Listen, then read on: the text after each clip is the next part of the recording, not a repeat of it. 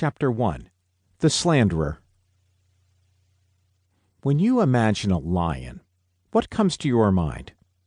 For me, I envision a lion's strong, giant, cat-like torso that is covered with a tan coat and moving with a cocky strut.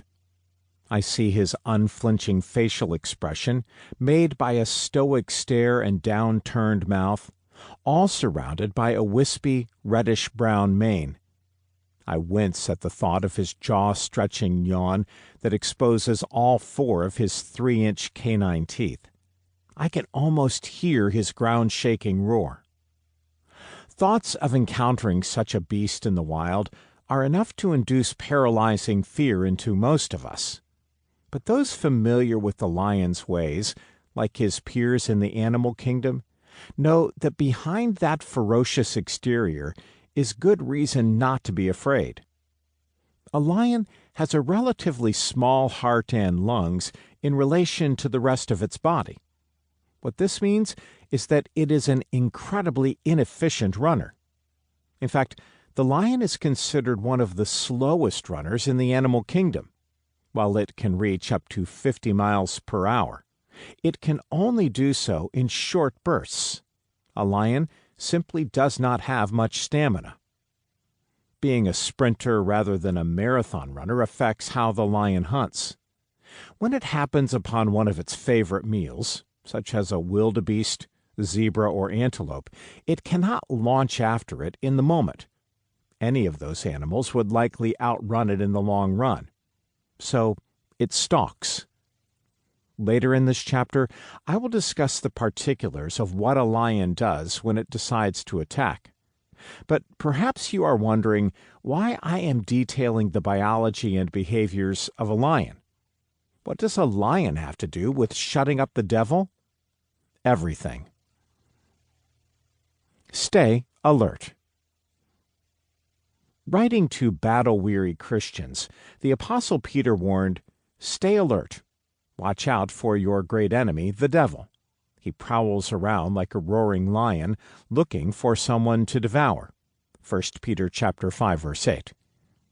As with all illustrations in the Bible, Peter's likening of the devil to a lion is not coincidental. It is strategic and insightful. Peter penned this at a time when wild lions still roamed parts of the Middle East. Whereas most of us only know lions from what we see on TV or in captivity, Peter and his original readers were familiar with how they behaved in their natural habitat. To them, a lion was not a rare or even somewhat mythical creature.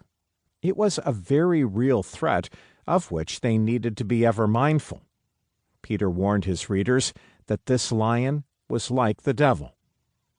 As I begin a book about shutting up the devil, I understand that I write at a time when the very idea of his existence is debated.